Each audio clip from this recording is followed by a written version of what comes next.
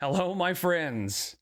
So Beck is out here spitting hot tea all over Amberlynn. So their video is going to be in the description. I mean, I can't imagine anybody coming to my video and not having already seen their video. But I'm not going to do the whole video. I just wanted to touch on a couple of things that they mentioned that I tend to talk about on my channel, which is a lot of the narcissism and stuff like that, and the fake disorders, which I think will play in pretty heavily to her BPD. Did somebody say BPD?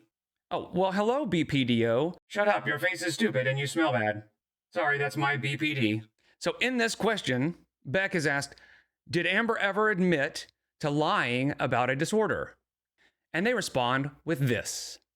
She never admitted to lying about a disorder, but I think that's because she genuinely believes that she has every single one that she says she has. She would self-diagnose constantly based on how she felt and a few Google searches.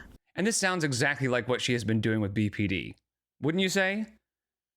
As soon as she saw somebody on TikTok or some kind of social media using BPD as an excuse for bad behavior, she decided, this is me from now on, and nobody can say anything about it because I have a real disorder. So you don't think she actually got diagnosed? I don't think so. Let's let Beck continue, shall we? She was constantly worried about every symptom she had, so she would always come up with a diagnosis on her own for each one. It's a bad habit and not a good way to find out what's really going on with you. She would go to the ER so often, but rarely or never go to a primary care physician, OBGYN, psychologist, or therapist who could have been much more helpful. And as we know, when she would go see those doctors, it would just be a few times before she would never go again. So yes, it was very clear she just read some symptoms online, decided that sounded like her, and ran with it. I think you're right. Shut up. I'm still talking. I'm done. And that's exactly what she's doing with BPD. She uses it as a shield, and she almost uses it as a way to not only escape accountability, but then to also play the victim, right? Oh, I did this bad behavior and it's because of my BPD. You know, I suffer from it so much that it makes me do things that I wouldn't normally do. It's pretty sickening and really frustrating. After that, they got another question about the mental disorders and stuff, and this was interesting too. No, I knew that everything she'd mentioned being diagnosed with were all self-diagnosed. There was never any confirmation that I knew of for anything she'd mentioned having aside from cancer. The only thing that they ever saw a real concrete diagnosis for was cancer. Now later, Beck will say that Amberlynn did get diagnosed with bipolar disorder, but it was based on a questionnaire, which is not the best way to diagnose Amberlynn. She's going to lie on all that stuff. Okay, so let's look at the symptoms of NPD, or narcissistic personality disorder. And obviously I am not a doctor or a professional. I cannot diagnose her with anything, but it kind of fits. The reason she will never think she has NPD is because we see every single one of these in her, but she will deny every single one of these. An exaggerated sense of self-importance. The world is on my shoulders. People rely on me. Excessive need for admiration. I mean, obviously, constantly. A diminished ability to empathize with others. Now, that takes us to our next point in Beck's video. So for somebody that claims to be an empath, Amberlynn sure has a funny way of showing it. So let's just see what Beck has to say about this. The question is, did Amber ever make you cry in front of her? And what was Amber's response to seeing you and or her mother crying? Amber made me cry many times in front of her. For someone who claims to be an empath, she really seemed to enjoy making people angry or pushing someone to their emotional limit based on how often she would do that to me and anyone else around her. Amber's reaction was always to not acknowledge that the emotional response was due to her actions. We were always made to feel like we were exaggerating or that whatever was done to us wasn't a big deal. We just shouldn't be upset with her. She would say that she didn't understand why we were upset. She could never understand why her actions and the things she said could hurt or upset others. I do think she understood, but she just did not care at all. If someone upset Amber, though, it was everyone's problem, and there was no such thing as an overreaction. So there you go. She didn't care who she hurt, and everybody else was making a big deal out of everything. But when she was hurt, then it was a big deal and everybody needed to pay attention and it was the most important thing going on. So the exaggerated sense of self-importance, the excessive need for admiration kind of fits in there too, because it's, I've got a problem, you need to pay attention to it. And then the diminished ability to empathize with others. It's pretty clear that that's exactly what was going on there. She was not empathizing at all.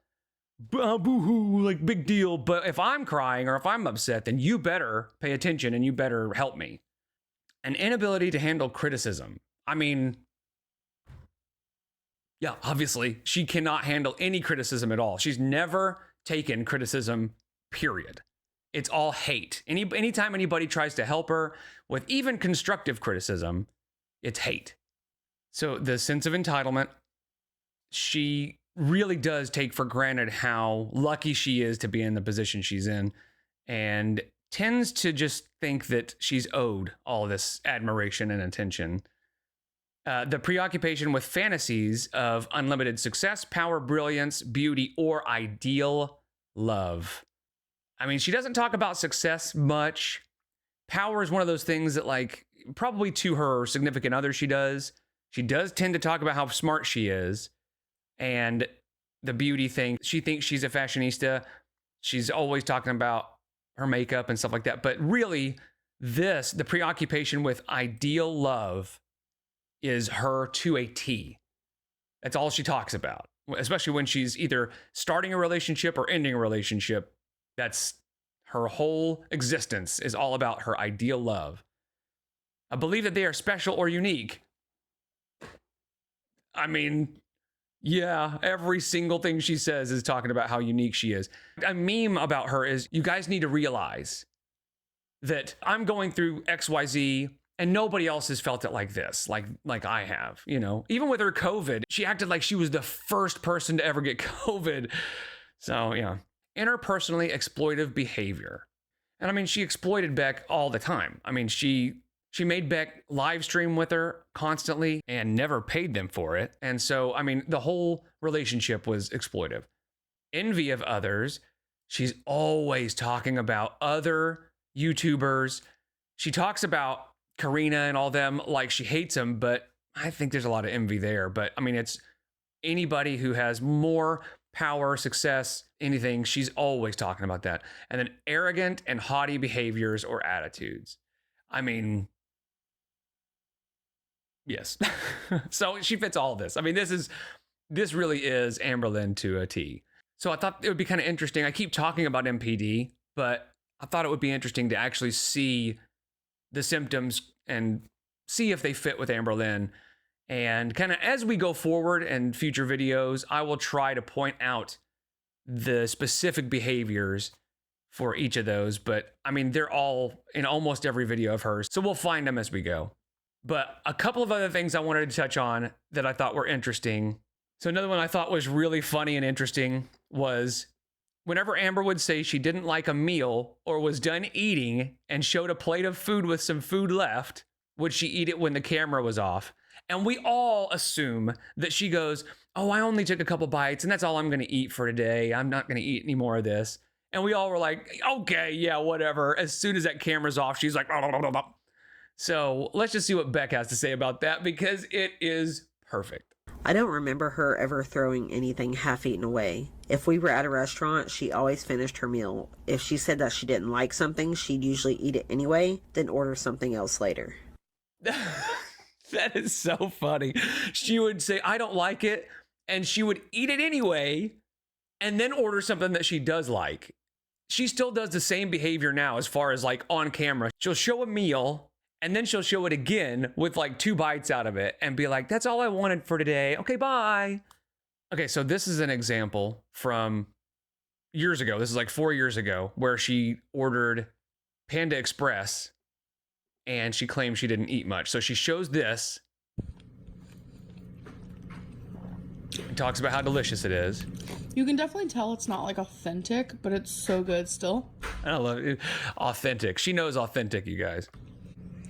All right. And then she shows this and says, Hey, you guys, now I'm as full as a tick.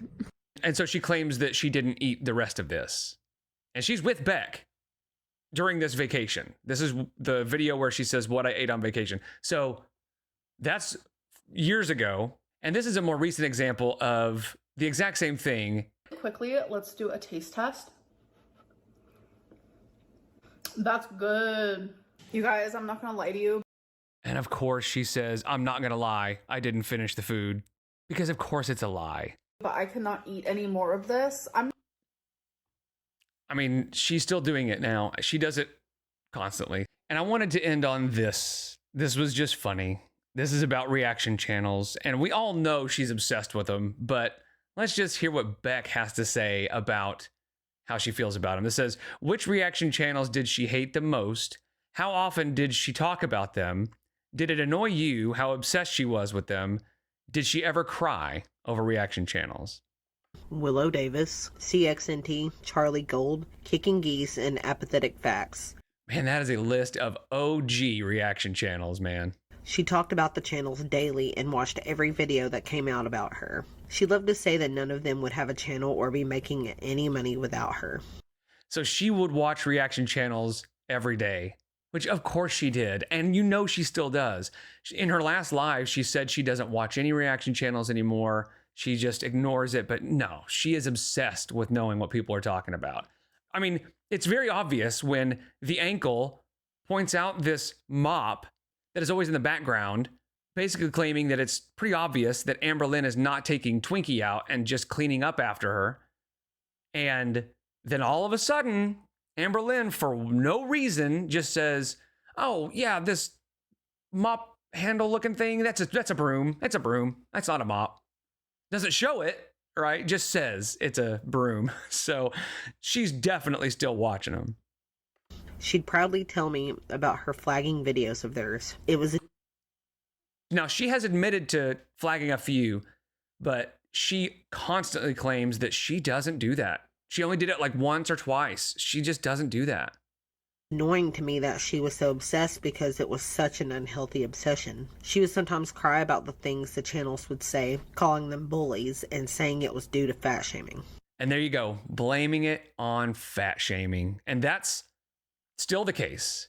In her reaction to her old self video she just did, she admitted that she still blames her weight on a lot of things.